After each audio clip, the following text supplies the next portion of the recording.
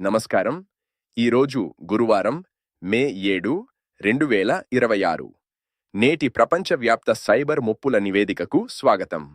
నేడు global cyber ముప్పుల రంగం నిన్నటి ఏపీఐ లాజిక్ ఇన్వర్షన్ నుండి సింథటిక్ ఐడెంటిటీ స్వార్మింగ్ మరియు క్లౌడ్ క్వారంటైన్ దోపిడీ వైపు మళ్లింది. నేడు ఆటోమేటెడ్ డిజాస్టర్ రికవరీ ఏడీఆర్, ఆర్కెస్ట్రేటర్ల విధ్వంసం మరియు ఏఐ ఆధారిత షాడో లాజిస్టిక్స్ ప్రధాన ముప్పులుగా మారాయి. గత 24 గంటల్లోని విశేషాలు చూద్దాం. మొదటిగా, 3 ప్రధాన యూరోపియన్ రీటైల్ చైన్ల ఆటోమేటెడ్ డిజాస్టర్ రికవరీ సిస్టమ్స్పై సమన్వయ దాడి జరిగింది. హ్యాకర్లు టైమ్ డిలేడ్ లేటెన్సీ ఎక్స్ప్లాయిట్ ద్వారా రికవరీ పైప్లైన్లోకి కలుషితమైన స్నాప్షాట్లను ఇంజెక్ట్ చేశారు. దీనివల్ల సిస్టమ్స్ క్రాష్ అండ్ రీస్టోర్ లూప్లోకి వెళ్లాయి.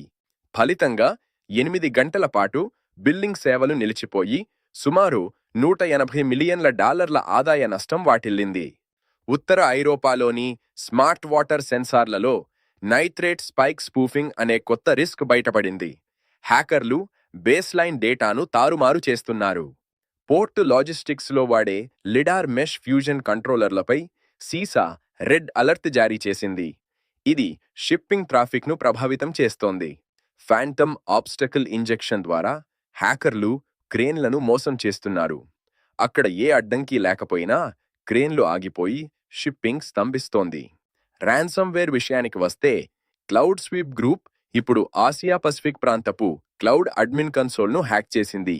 దీనివల్ల బహుళజాతి కంపెనీల ఫెయిలోవర్ సామర్థ్యాలను వీరు లాక్ చేశారు.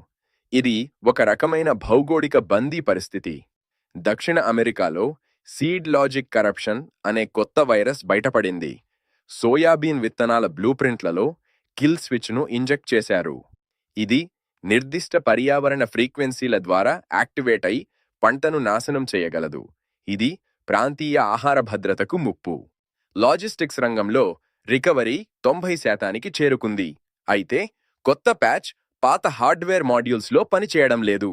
ఈ ప్యాచ్ ఫ్రాగ్మెంటేషన్ సంక్షోభం కారణంగా 10% వాహనాలు పొగమంచులో పనిచెయ్యలేకపోతున్నాయి. ఫిన్టెక్లో ఏఐ ముప్పులు పెరుగుతున్నాయి. వేలాది మంది బయోమెట్రిక్స్ నుండి సృష్టించిన న్యూరల్ కాంపోజిట్ ఐడెంటిటీస్ ద్వారా ఫ్రాడ్ జరుగుతోంది. ఇవి సాధారణ డిటెక్షన్ సిస్టమ్స్కు దొరకకుండా నెలల తరబడి మైక్రో ట్రాన్సాక్షన్లను నిర్వహిస్తూ చివరికి భారీ మొత్తాన్ని దొంగిలిస్తాయి. గ్లోబల్ లోకోడ్ ప్లాట్ఫామ్లలోని శాంక్షన్స్ స్క్రీనింగ్ మాడ్యూల్స్లో బ్యాక్డోర్లు గుర్తించబడ్డాయి. వీరు చట్టవిరుద్ధమైన వ్యాపారాలకు సహకరిస్తున్నారు. Android sub audible siphon virus మొబైల్లోని సెన్సార్ల ద్వారా బిల్డింగ్ యొక్క రెసొనెంట్ ఫ్రీక్వెన్సీని గుర్తిస్తుంది. దీని ద్వారా ఉద్యోగి హై సెక్యూరిటీ సర్వర్ రూమ్లో ఉన్నారా లేదా అనేది హ్యాకర్లు సులభంగా మ్యాపింగ్ చేయగలరు. గ్లోబల్ ట్రెండ్స్ చూస్తే 100 మిలియన్ల కంటే ఎక్కువ నిధుల బదిలీ కోసం G7 నాయకులు కైనెటిక్ హ్యాండ్షేక్ వెరిఫికేషన్ను తప్పనిసరి చేశారు. అంటే నిధుల విడుదల కోసం సెక్యూర్ టెర్మినల్ వద్ద భౌతికంగా మెకానికల్ కీని తిప్పడం వంటి డిజిటల్ కాని ధృవీకరణ అవసరం. ఇన్సూరెన్స్ సంస్థలు ఇప్పుడు ఏడీఆర్ ఇంటిగ్రిటీ రైడర్స్ను ప్రవేశపెట్టాయి. ప్రతి 6 గంటలకు క్రిప్టోగ్రాఫిక్ నివేదికను అందించడం తప్పనిసరి. వ్యూహాత్మక చర్యల విషయానికి వస్తే ఆటోమేటెడ్ రీస్టోర్ చేసే ముందు హ్యాష్ వెరిఫికేషన్ను ఆఫ్లైన్లో మాన్యువల్గా నిర్వహించండి మరియు బిహేవియరల్ టెస్టింగ్ ద్వారా ఐడెంటిటీలను గుర్తించండి. అటానమస్ ఫ్లీట్ ప్యాచ్ సమస్యలను నివారించడానికి ఫర్మ్వేర్ వర్షన్ల యొక్క భౌతిక ఆఫ్లైన్ లాగ్స్ను తప్పనిసరిగా నిర్వహించండి. మే 7, 2026 నాటి సైబర్ సెక్యూరిటీ అప్డేట్స్ ఇవి.